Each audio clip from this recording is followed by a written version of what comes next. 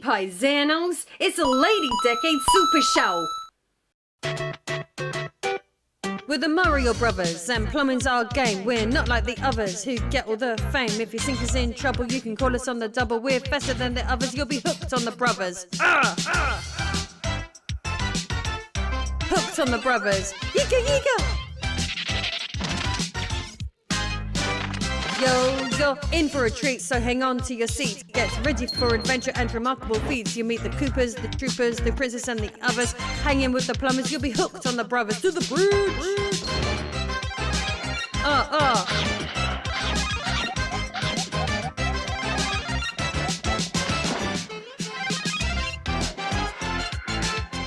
I say a hooked on the brothers. For seasoned Super Mario Bros. Fans, 1996 was a strange year. Not only did their beloved plumber jump from the realm of 2D to 3D, but in a more shocking twist, the character's accent completely changed, and his voice went really high-pitched, making it sound like someone had chopped his balls off. His voice was suddenly like this. It's me, Mario! After previously sounding like this. I can't quit now, Luigi. I was born with a plunger in my hand. One would assume his nationality must have changed due to hitting his head so many times on question mark blocks. And yes, this can happen. I have an ex-boyfriend who got hit by a car, and when he woke up, he was American. Regardless of the canon behind Mario's accent changing, a generation of gamers is nostalgic for Mario with the thick Brooklyn accent over the high-pitched Charles Martinet rendition. The Super Mario Bros. Super Show had made many fans hooked on the brothers, which is why it's cool to know that there is a game that looks like this out there. So, without further ado, I am Lady Decade, and this is the story of the Super Mario Bros. Super Show, the video game. Who could ever forget the Super Mario Bros. Super Show? First airing on television between 1989 and 1991, the show captured the zeitgeist of the late 80s and early 90s Mario Mania. This live-action animated hybrid show that was produced by Dick Entertainment featured a mix of live-action segments with actors portraying Mario and Luigi played by Captain Lou Albano and Danny Wells respectively, and animated segments that adapted the video game world of the Super Mario Bros. Each show episode would start with a live-action segment featuring Mario and Luigi where they would interact with characters in the real world. The animated portion of the show would then follow, featuring Mario and Luigi in various adventures within the Mushroom Kingdom, battling the main antagonist, King Koopa, a name that Bowser still goes by in Japan right up until this very day. The more you know. The animated segments were divided into different storylines, often featuring Princess Toadstool, or Princess Peach, and Toad as supporting characters. The show combines action, comedy, and adventure. Mario and Luigi use their trademark abilities, such as jumping and power-ups, to overcome obstacles and save Princess Peach from King Koopa's many evil schemes. The Super Mario Bros. Super Show gained a significant following during its initial run and became a nostalgic favourite for many Super Mario Bros. Video game fans. Looking back on this show today, the entire thing has a surreal vibe to it, as I guess the video game source material the show's producers had to go off was far more limited than what is available today. This meant a great deal of imagination was required to produce a weekly show, with the writers often going far beyond the game's source material to create engaging episodic content. What may surprise you is that there were 52 episodes of the Mario Bros. Super Show, without even mentioning the 13 episodes that aired of The Adventures of the Super Mario Bros. 3 and the additional 13 episodes made for the Super Mario World cartoon. That means in total there were 78 installments made for this continuity. Not bad, considering the Mario story is essentially just considered to consist of Mario saving the princess from Bowser. Which, to be fair, he regularly did in the shows, just in slightly different scenarios. With the release of Super Mario 64, most fans expected that there would be an accompanying animated show. After all, the last few games had their own show, so why not this one? But unfortunately, it was never to be, and no Mario game would receive its own cartoon ever again. As sad as an affair this was, old school gamers can once again rejoice, as not only was the Hooked on the Brothers song featured in the all-new Super Mario Bros. Feature-length animated movie, but a fan game has been in the works for years now that aims to turn the 1989 Super Show into a video game. The era of the Super Show being completely ignored is finally over. A few years ago, an animator by the name of Jesus Lopez revealed on his YouTube channel of the same name that he was working on producing a Mario title featuring hand-drawn graphics inspired by the forgotten show. What makes this even more remarkable is that Lopez is highly experienced in this field, working in an official capacity as an animator on both the DuckTales remastered game and Shantae Half Genie Hero. While some may deem it a waste of time for him to work on a project that he could not possibly profit from, the reasoning behind such an endeavour has some rather wholesome grounds. Which is lovely to hear, considering that so many internet stories can be very negative. Jesus Lopez has been working on this game as a family project alongside his small children, teaching them about game development and how to implement the work. In the engine, his son has been coding the game, and his young daughter has been consulting and bringing her ideas to the table.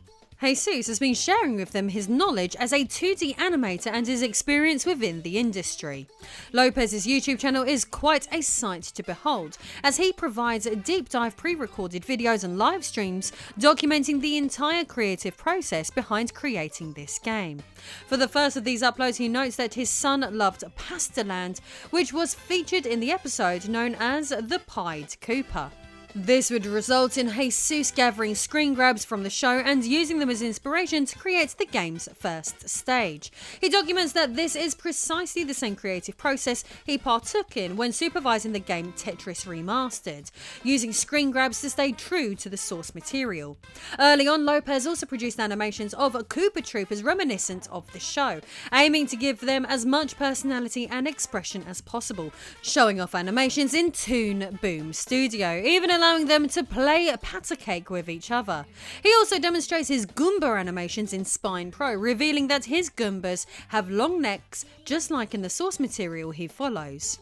The Mario animations are ambitious, including flips and all sorts, further displaying how good Lopez is at what he does. All this information is just from Lopez's first upload, providing coverage of the development of the game, and with over 20 updates being uploaded, with many being over an hour long each, this is only scratching the surface of all the extraordinary work that has been put into this game. Just wow.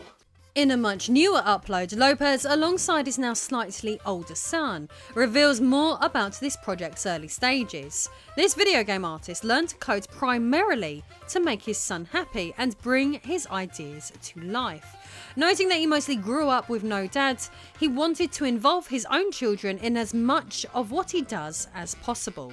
As for the creative process, he shows that step one in the whole thing was creating poses for Mario, starting with a simple idle pose for the plumber, noting that it was easy to work on as he didn't need to show it to a director to be able to use it like normal. The following key part of the development involved creating the Pastaland background, with Lopez adding that this was the first time he had drawn a background for a game. The fact that Pastaland already existed in the show served as the perfect foundation for a new challenge. In Lopez's own words, what's better way to learn about something new than to copy? As for the stage design itself, much of it mirrored World 1-1 from the first Super Mario Bros. Game, and this would be the most straightforward way of learning how to build a game when you don't understand how to do it. Speaking of the game's design, throughout the process the father and son would learn things. For example, at first, Jesus wanted to code and animate the game so that Mario holds a fireball in his hand before throwing it, only to quickly realise that, as a player, that doesn't feel as responsive or satisfying as throwing it instantaneously. On the subject of fireballs, he would also identify that Mario can only throw 2 fireballs at a time in the original Super Mario Bros. Because if you design a game whereby he can spam them, the balls start overlapping, causing complete chaos. It was stuff like this that taught them more about button response and why Mario is designed in certain ways to begin with. Lopez states that the prototype is only as good as it is because of the inspiration his son provided with to learn how to code. Later, the father-son duo would begin working on another learning project known as Rad Ricky, with Jesus noting that it was only a matter of time before his son surpassed his basic coding abilities. In another upload, Lopez notes that while the Super Mario Bros. Super Show project had so many constraints, they couldn't do some things, but Rad Ricky more or less allowed them to do whatever they wanted. Rad things where the only limitation is their own imagination. Jesus Lopez describes his YouTube channel where he documents his work as a learning environment where he loves to share anything he knows. And from my personal experience watching a ton of his videos in the last few days, a summary I couldn't agree more with. So if you want wholesome educational content, I strongly advise you subscribe to his YouTube channel too, where he seems to be working on video games live every single week. Anyway, what a lovely story and such a great way to celebrate the legacy of the awesomeness of the Super Mario Bros. Super Show. With all that said, I guess it leaves me to do just one last thing, so here we go. Do the Mario! Swing your arms from side to side. Come on, it's time to go do the Mario. Take one step and then again. Let's do the Mario all together now. You got it! It's the Mario! Swing your arms from side to side. Come on, it's time to go do the Mario. Take one step and then again. Let's do the Mario all together now. Come on now, just like that.